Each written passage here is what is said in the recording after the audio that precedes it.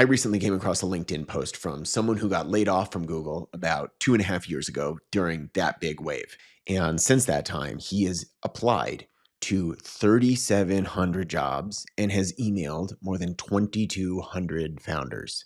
And his summary is simple: I'm getting nowhere.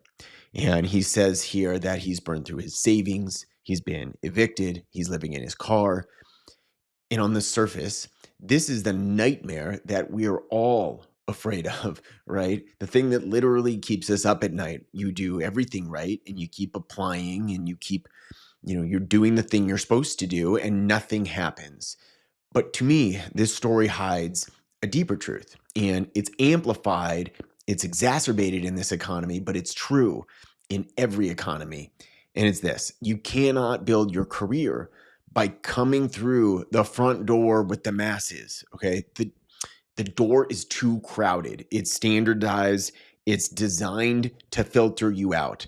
And if you want leverage in your life, you need systems that get you brought in through the back, where you're welcomed in as a specialist. So I want to talk about what's really going on here behind the scenes. And then I'm going to tell you exactly what I would do if I woke up in this position tomorrow. But first, I want to tell you a story from early in my career where I really learned this lesson the hard way. So when I first started my career, I worked in commercial real estate in LA, and I was the junior guy, and my job was to walk buildings on Mr. Boulevard and source deals. And so one day I found this accounting firm that needed to move. And I noticed that they had a relationship with somebody that my boss knew, who was the president of the Grammys at the time. I saw a picture of him on their little magazine that they published for their firm that they sent to clients or whatever. So we got the introduction, we landed the deal, and it was this huge $500,000 fee. And I ran the whole deal. I did all the paperwork. I did the tours. I did the grind. I did everything. And then the check came in, and I was all excited to see what I would earn. Out of this 500K, I made something like $15,000. I was furious. I thought I'd get at least 30% something from this deal, right? And so anyway, I spent the next day stomping around. And then I thought, okay, how else can I handle this? So I sat my boss down and I asked, what would I have needed to do to make 50K or 100K or some, a bigger number? And he drew a really simple diagram. Now, I don't remember the precise things he drew there, but the gist was this. He showed me, for doing the work, you get this slice. For controlling the opportunity, you get the majority.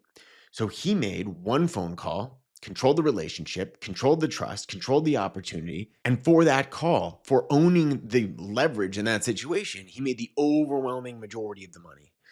And that moment permanently changed how I view income. Hard work does not determine value. Control determines value. So if you enter into someone else's system as a role filler, you're going to get priced like one. That is one of the key mistakes that I see in this post. And there are 3 structural lessons inside of it. The third being one of the most profound shifts in my entire career. The first lesson here is applying harder is the wrong game. So this gentleman put in about 3,700 applications. There is no shortage of effort. There is no shortage of hustle. Right? But it's not leveraged. This front door of job boards and ATS systems and resumes is designed to keep you out. Because the more that you compete with everyone else, the more you get compared. And volume increases competition. It's simple supply and demand, right? If there's more perceived supply, demand, price goes down. So effort alone does not create advantage, right? That's the first lesson that I learned and what I see here. The second is this idea of competing in the title economy. It's an identity thing, right? So when your identity is your job title, you are standardized. If you see yourself as a marketing manager or product manager or talent partner or whatever, why do titles exist? In a market, we commoditize things to create parity between goods, right? Because the more there's replacement of the same thing, the more price gets pushed down. So these titles are built to put you in comparison, in competition against thousands of other people, because they create parity. So if 10,000 people can hold your title, you are in a commodity market. And by definition, that's true, right? So commodity markets are going to pay commodity wages. I talk about this as the title economy, and I see this as keeping people who are smart, talented, experienced stuck and competing in categories that are designed structurally to make them replaceable. At a higher level, how I think about this is every household, whether we like it or not, is a business, right? You have revenue and you have expenses and you have risk. And if you have one job, what that really means in structural terms is you have a consulting business with one client. So you have 100% concentration risk, something you would never think about doing in an investment portfolio. In any business, what I know from advising, hundreds of tech companies at this point over my career is that the hardest thing in any business is not doing the work, it's creating the customer. So when your only method of customer creation as a person seeking jobs is job boards, you're running into very fragile systems. This third lesson, and this is something that truly changed the way that I saw my career, my world, and changed everything for me, was this notion of specialized versus broad expertise. So look at how he describes himself. He says, I've placed engineers and finance execs and marketing, and I've worked across industries. And on the surface, like a lot of us do this, this sounds flexible, right?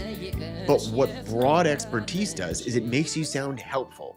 But specific expertise is what makes you expensive.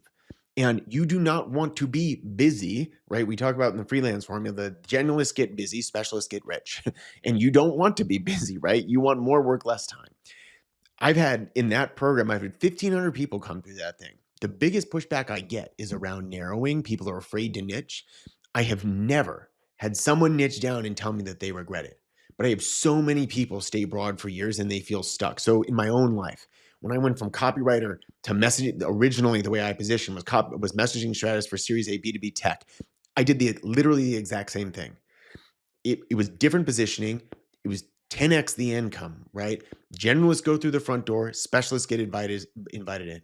So when I was a copywriter, I was charging $75 an hour, and there's a bunch of other people who can conceivably write the same thing, right? But when I developed expertise around this very specific promise, I stopped competing on hourly work, right? Same brain, same me, same skill set, by the way. I didn't get any better at what I did. Well, over time I did, but at that time I wasn't any better. But instead of that hourly rate, I went from $75 an hour to it was 15, 25, 50, and 75 as time went on. 75K. And it was all about positioning. If I were him, here's the Edward Deming. I always think about in my own life, which is every system is designed to get the results that he wants. So we need to redesign this system because it's clearly not getting the results that he wants. And by the way, if it's some part of your life, like we have systems in our lives, whether we consciously build them or not. So if there's some part of your life, you're at an income plateau or you're whatever it is, right? Ask yourself, what is the system I've created that is keeping me stuck in this space? And then how do I redesign that system to create a different outcome? So the first thing I would do is identify the buyer in the moment of need. So every single hire, whether it's full-time, consulting, freelance, whatever, happens because of a moment of need, right? They're not hiring because of generosity. Something is breaking and it needs being done, right? There's a funding deadline or a compliance risk or a product launch or whatever, right? So I would start by saying, who is this real buyer? And then what moment were they in when they needed me? So when we look at this post, we can say he's placed security engineers from the FBI and CIA backgrounds. He's done VC-backed security, government-adjacent contractors, late-stage startups, right? He's got all these different buyers. These are multiple potential niches that he might focus on. And what he then does is describe skills instead of moments of need, right? So he says something like, I place engineers. What I do is say something like, I help Series A cybersecurity startups hire cleared engineers fast enough to secure enterprise contracts. That's a very different thing, right? Now you're not labor. You're solving a real bottleneck. And that specialized expertise separates you. And by the way, over time, you create this virtuous cycle where the better you get at that thing, the better you are at that thing. And you soon become the only one anyone wants to do that thing. And now you're not competing with a million other talented people. You're in the category of dictating. The second thing I would do is I would collapse my launch market. If more than 1,000 companies can hire you, you are way too long. Specificity creates scarcity, and scarcity creates leverage. Instead of being hireable by everyone, you need to be obvious to someone. You're now not applying for things, you're building relevance. You're creating leverage in your situation. It's the same skills you already have. The third thing I would do is I would build direct distribution. If job boards are your only distribution channel, meaning the way that you contact your market, that you sell your skills, you have no leverage because you are in a line with everybody else. I would build direct relationships, targeted outreach, visible expertise, and most importantly, a small owned audience. Even 100 relevant decision makers in your niche is more powerful than 3,700 anonymous applications. And I would build that distribution so that I was never relying on a job again. Because once you control the flow of opportunity, you are no longer at the mercy of this filtering system. Literally 5 aligned buyers can change your income trajectory permanently. The fourth thing is I would stop broadcasting desperation. It's a human thing, and I completely understand where he's coming from, but markets reward control and confidence. And when you broadcast this need, what you're doing is signaling a lack of alternatives. When you speak with precision and clarity, you signal authority. And this precision is going to expand your perceived value, right? The desperation is going to compress it. So when I look at 3,700 applications, what I don't see is a guy who's unemployable. I see a guy who is competing in a commodity market. And the wage strategy is fragile. The title economy is fragile. It is putting you in a bucket with everyone else. Applying harder is not going to save you, but positioning smarter will. Win by becoming a specialist that they bring around the back. If you want to how to architect this, the freelance formula walk you step by step through finding your buyer, building leverage around it. And if you want to rebuild it directly, positioning strength is what we do that work together. Links are below, and I'll see you in the next one.